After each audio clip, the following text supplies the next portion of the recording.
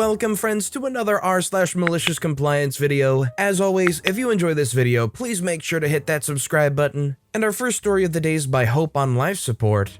My meal must be salt-free. This story is from a dinner party I hosted before the pandemic. I invited 6 folks, and shortly after the invites were sent, I received a call from Sally. Sally, not her real name, advised me that she was now on a salt-free diet due to medical reasons. She advised that at home she cooked without any salt and gave me a speech about how wonderful salt-free life was.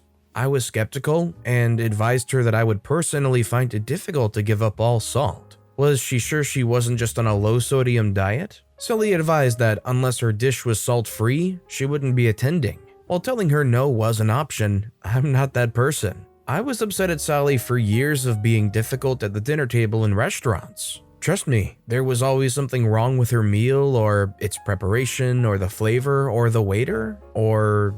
With a smile so large you could hear it through the phone, I assured her that a request for salt-free was 100% going to be accommodated. On the dinner night, I prepped the meal. Sally was getting the same thing as everyone else, but with one critical difference. All of her food was prepped in separate containers, baked on separate racks, and seasoned with exactly the same flavors, sans salt. Dinner time and my guests arrive.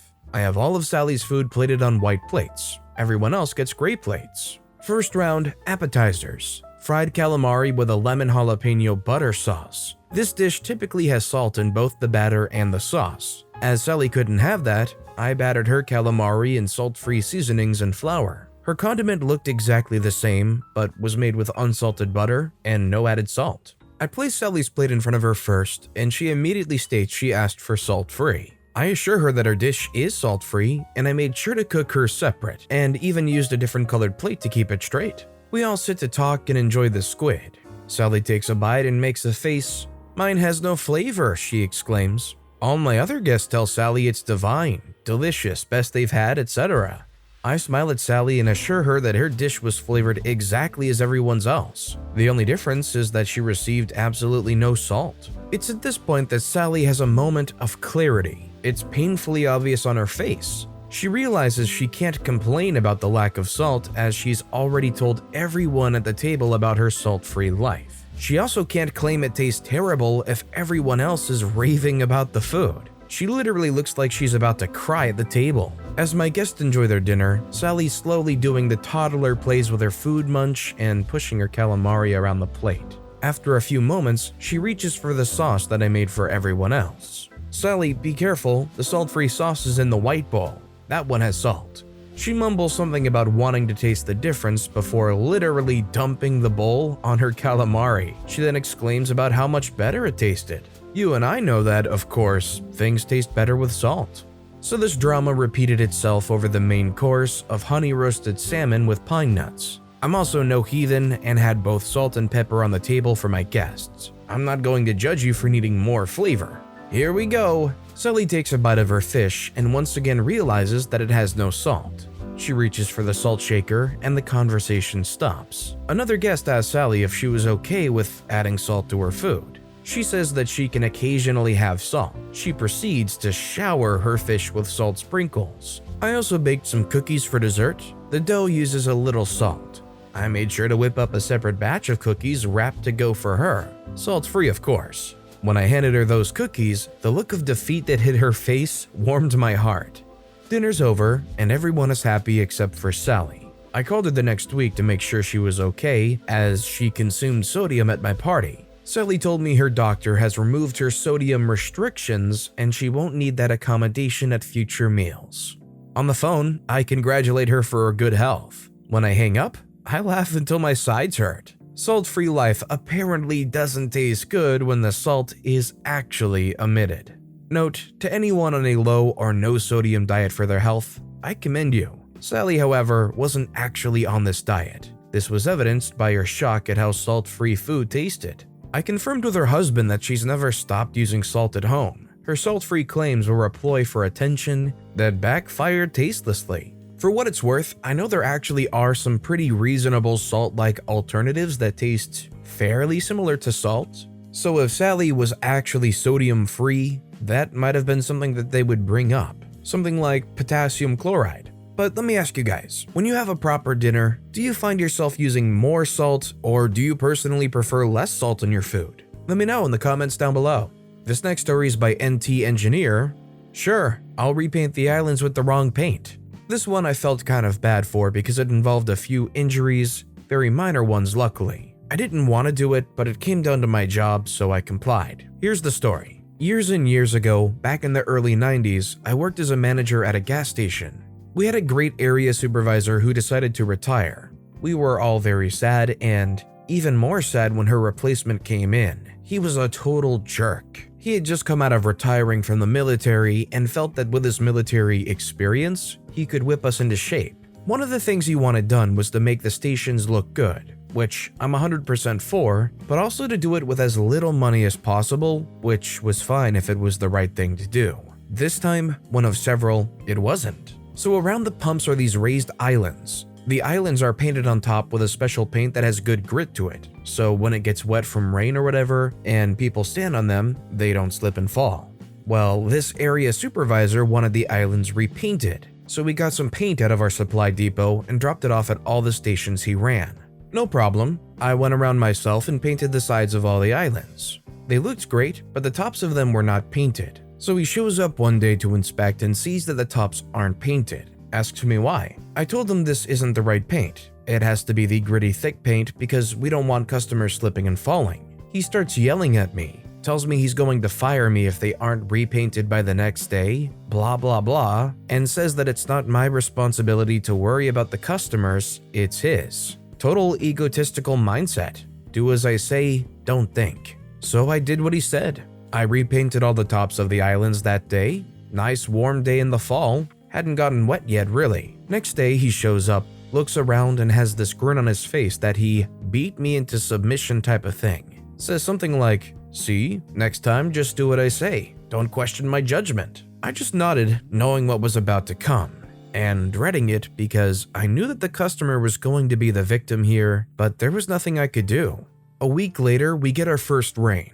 Some of our islands stayed dry under the canopy, but about half of them got wet because the rain was coming in somewhat sideways. And then it happens. Lady gets out of her car in nice shoes with no grip, steps on the island, slips and falls. She's not really hurt, just a bit of her backside and back, but we'll call the ambulance anyway. She's upset.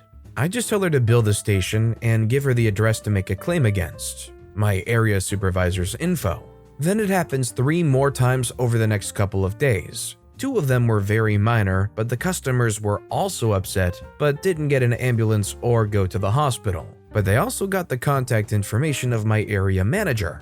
Then number 4 happened. Could have been much worse, but this guy was dressed in a super nice and apparently expensive suit, and he slipped and fell with the hose in his right hand after taking it out of the car. He twisted his ankle, cue ambulance, and a few drops of gas got on his clothes. I again provide my area supervisor's info, then the weather dries up and the problem goes away for that week at least. About 10 days later, my area supervisor drives into my station with his boss. I met his boss a couple times, cool guy, kind of one of those people that doesn't take BS from anybody, but is super down to earth and reasonable. Apparently the nice suit guy was a lawyer. He had filed a lawsuit against the station for medical bills, pain and suffering, and the replacement of his super expensive suit. I don't know what the lawsuit was for, but it was for way over 10 grand. So the area supervisor and his boss come up to me to discuss the situation. I told him that wasn't the only incident, as I had filed my paperwork as I was supposed to. There were a total of 4 while it was raining. The big boss asked me why this was all of a sudden a problem. I looked at the area supervisor, who I could tell on his face was hoping I was going to say something untrue, but nope, I'm going to tell it exactly how it was. I laid it all out. I told him what I was given. I told him that I didn't paint the tops originally, that I told the area supervisor that it wasn't the right paint. He told me to do it anyway or lose my job. I even told him that the area supervisor told me that customer safety wasn't my responsibility, it was his, which was why I gave everyone who got injured the area supervisor's information. The big boss asked me a couple questions, then turned to the area supervisor and said something like, "Okay, I have what I need, let's go." And they left. Surprisingly, the area supervisor kept his job after that, but had it out for me. I quit a few months later with no notice for a better job. But he got a huge reaming. Not only that, but his expenses were huge that quarter. He ended up on the bottom of the list, rank-wise, of area supervisors for cost for the quarter. They ended up having to have crews go to all his stations, strip off the bad paint, and repaint all the tops of the islands with thick, gritty paint. And it had to be done fast before the next rain came in, so a huge expense. All he had to do was get me a can or two, and the other stations, of the gritty paint, and I would have gladly used it. But because he had an ego and thought he knew best, it cost the company and his area the settlement of the lawsuit, the other injury claim, and the cost of the crews to come out and repaint all the tops. I'm just glad the injuries were minor. I definitely feel bad for OP in this situation, but I also know where they're coming from. It's so difficult to have to know that either you comply and make this something inherently dangerous for people, or you lose your job and you're facing potentially tough times. The best part of all this is it didn't fall on OP's shoulders. Even when crap hit the fan and the big boss came by, whether it was because the area supervisor took proper responsibility or fumbled trying to pin the blame, it wasn't ever held responsible against OP. And our final story of the day is by Care Bear 177, kick out the tenant, then ask him to showcase the place. Mid-2010s, I was on a hunt for a place while crashing on a friend's couch. I was checking out a place for 40% of the monthly minimum wage, and having arrived at the agreed upon time, found an obese middle-aged lady telling an agitated nephew that he can't freeload in his room anymore. So I talked to her and, always the marketer, offered to do some free digital marketing tips. Basic stuff that people just ignore before checking out the rooms. It never hurts to offer something valuable and low cost for free before negotiations. I found an amazing room that made me feel like a vampire count with thick ornate columns, high ceilings, velvet drapes, with the only light coming from the glass wall on the one side that casted my silhouette towards the entrance, and kept my face obscure sitting behind the desk. But I should scope out the place, right? So the landlord tells me she has bad knees and asks the nephew she just kicked out to show me around upstairs and specifically to the room that just freed up, his. What? That's not wise. Not surprisingly, he showed me the place flippantly, occasionally bad-mouthing it, and let me know that there's rats. Okay, nope.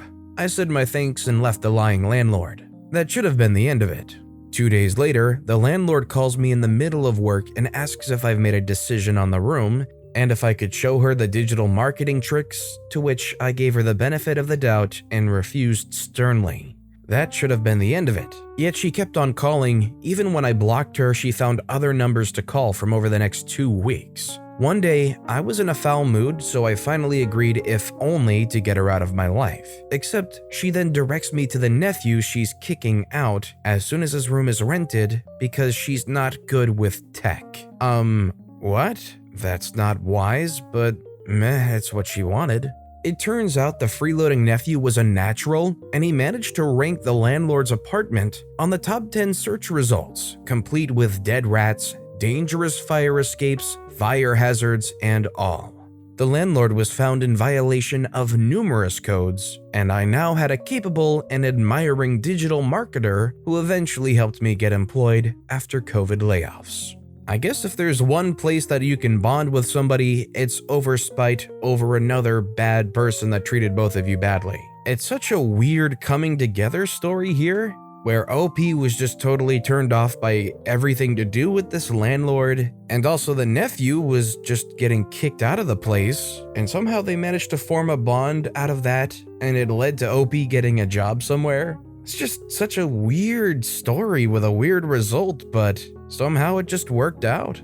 Definitely not something that you're gonna hate on though. You go from looking to a place to finding somebody that ends up getting you a job somewhere, or helping you get a job. Coming from a place that had rats and a bad landlord, and then after the fact the landlord calling you all the time and harassing you for some free digital marketing tips. Honestly, that's more than you can ask for from that situation. But with that being said, that's a wrap on another bunch of stories here today. As always, if you guys have any favorite videos of this bunch, let me know which one in the comments down below and why. And if you enjoyed the stories in general, if you could subscribe to this channel, it'd mean a lot to me. I make these videos daily, and it's by far and away the best way to support my channel. So no matter what you did, whether it was subscribing or liking, leaving a comment, I just appreciate the heck out of you guys. And as always, I'll be back tomorrow with even more stories right here on the Storytime channel.